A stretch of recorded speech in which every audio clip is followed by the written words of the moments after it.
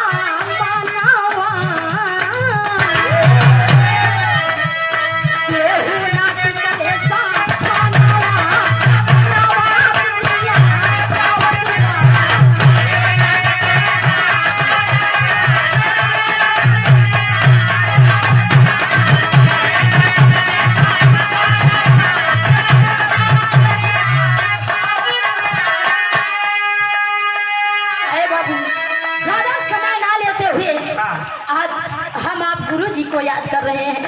यही कहना है आखिरी भाव में का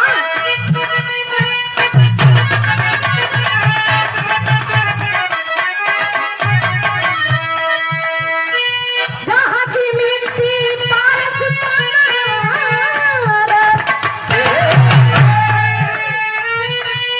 जहां की मिट्टी पारस बनारस बाबूजी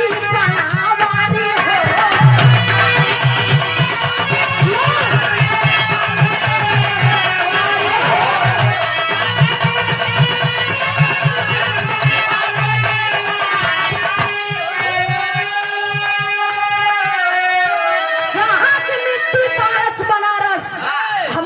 हो। बाबूजी बनवारी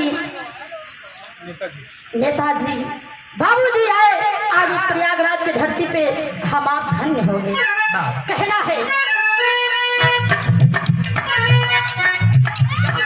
जहाँ की मिट्टी पारस बनारस बाबूजी बनावारी हो।